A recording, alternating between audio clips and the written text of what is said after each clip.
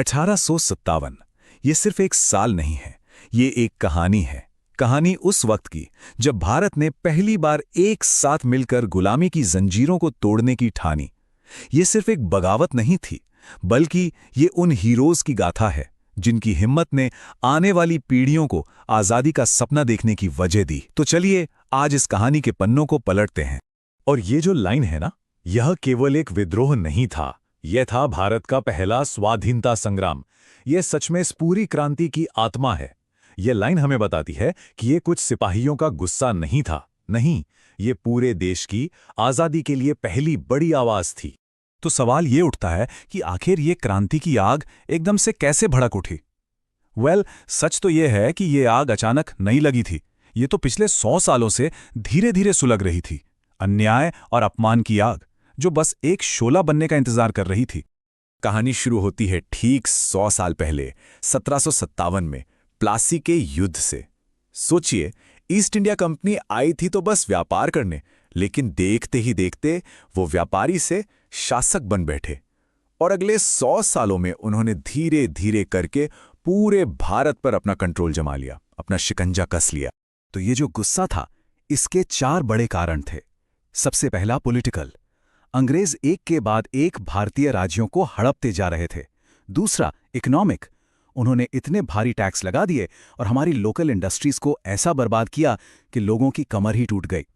तीसरा सोशल और रिलीजियस, लोगों को डर लगने लगा था कि अंग्रेज उनकी परंपराओं और धर्म को खत्म करना चाहते हैं। और चौथा, और शायद सबसे जरूरी, सेना में भारतीय सिपाहियों के साथ जो भेदभाव हो रहा था, वो तो जैसे आग में घी का काम कर रहा था। और इन्हीं अन्यायी पॉलिसीज में से एक थी सबसे कुख्यात डॉक्ट्रिन ऑफ लैप्स या लैप्स की नीति। ये लॉर्ड डलहौजी की एक बहुत ही शातिर चाल थी।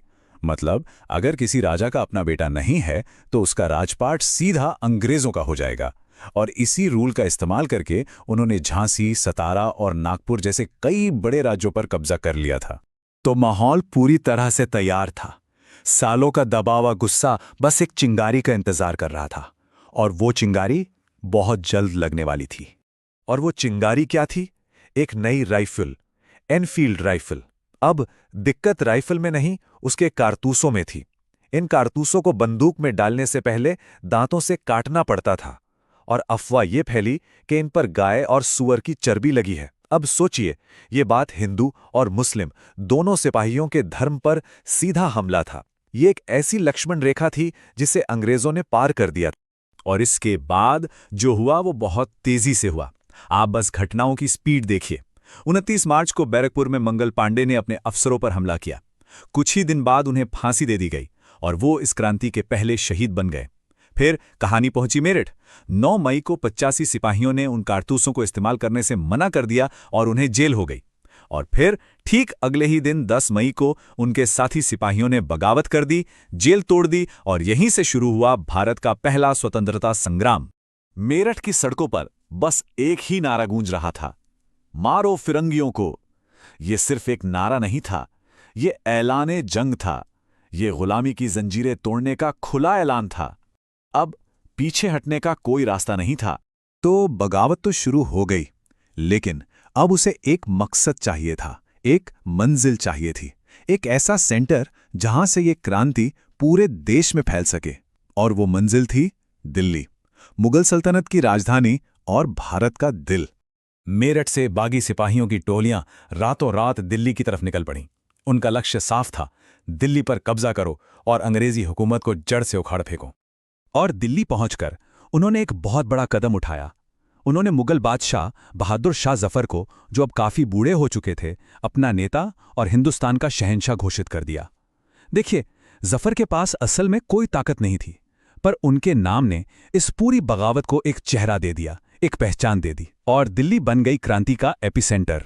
दिल्ली में जैसे ही ये चिंगारी आग बनी, इसकी लपटें पूरे उत्तर भारत में फैल गई, और इस आग को हवा देने के लिए सामने आए इस क्रांति के असली हीरोज। जैसे कानपुर में कमान संभाली नाना साहिब ने, तो उधर लखनऊ में बेगम हजरत महल ने अंग्रेजों को सीधी चुनौती दी और अपने छोटे बेटे को अवध का नवाब घोषित कर दिया। क्या हिम्मत थी! और फिर एक नाम जो इतिहास में अमर हो गया, झांसी की रानी लक्ष्मीबाई।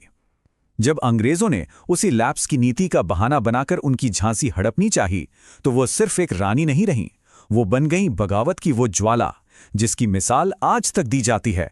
उनका वो ऐलान, मैं अपनी झांसी नहीं दूंगी, ये सिर्फ कुछ शब्द नहीं थे, ये एक प्रण था। ये सिर्फ एक रियासत बचाने की लड़ाई नहीं थी, ये पूरे भारत के सम्मान, उसके स्वाभिमान की लड़ाई थी। और ये लिस्ट यहीं खत्म नहीं होती। तात्या टोपे, गुरिल्ला वॉरफेयर के मास्टर, जिन्होंने अपनी टैक्टिक्स से अंग्रेजों की नींद उड़ा दी थी। और उधर बिहार में 80 साल के वीर कुंवर सिंह, जिनकी हिम्मत और जवानी जैसा जोश देखकर कोई उनकी उम्र का अंदाजा नहीं लगा सकता था। अब इतने बड़े विद्रोह को देखकर ब्रिटिश हुकूमत पूरी तरह से हिल गई, बौखला गई, और इस क्रांति को दबाने के लिए उन्होंने क्रूरता की हर हद पार कर दी। सितंबर 1857 आते आते उन्होंने दिल्ली पर दोबारा कब्जा कर लिया, लेकिन ये बहुत ही बेरहमी से किया गया। पूरे उत्तर भारत में गांव के गांव जला दिए गए, हजारों लोगों को सरेआम फांसी पर लटका दिया गया। बहादुर शाह जफर को पकड़कर रंगून भेज दिया गया और उनके बेटों का सर कलम कर दिया गया। अंग्रेजों का मकसद सिर्फ इस बगावत को खत्म करना नहीं था, वो एक मिसाल कायम करना चाहते थे ताकि भविष्य में कोई दोबारा सिर उठाने की हिम्मत ना करे। तो क्या इसका मतलब यह है कि 1857 की क्रांति पूरी तरह से फेल हो गई? अगर आप ऊपर ऊपर से देखें तो हाँ, हम हार गए, लेकिन इस हार में एक बहुत बड़ी जीत छिपी हुई थी। इसका सबसे पहला और सबसे बड़ा असर क्या हुआ? ईस्ट इंडिया कंपनी का राज खत्म हो गया।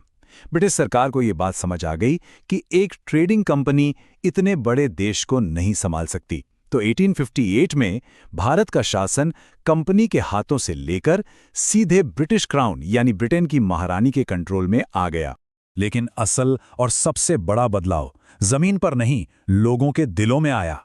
ये पहली बार था जब हिंदू, मुस्लिम, राजे रजवाड़े, किसान, सब के सब एक दुश्मन के खिलाफ एक साथ खड़े हुए थे। इसी लड़ाई ने हम सबको एक राष्ट्र होने का एहसास दिलाया। 1857 की ये कुर्बानी बेकार नहीं गई। इन शहीदों के कहानियों ने ही वो बीज बोया जिससे आगे चलकर आज़ादी की लड़ाई का पेड़ खड़ा हुआ। गांधी, नेहरू, बोस, इन सभी ने 1857 के नायकों से ही प्रेरणा ली। ये क्रांति आने वाले स्वतंत्रता संग्राम की पहली सीढ़ी थी। तो आखिर में ये सवाल फिर से आता है, क्या 1857 की वो हार असल में 1947 की जीत का बीज थी? शायद इसका जवाब हाँ है, क्योंकि इस क्रांति ने एक बात तो साफ कर दी थी कि आज़ादी की लड़ाई मुश्किल जरूर हो सकती है, लंबी भी हो सकती है, लेकिन अगर एक पूरा देश एक साथ मिलकर लड़े तो जीत एक दिन जरूर होती है।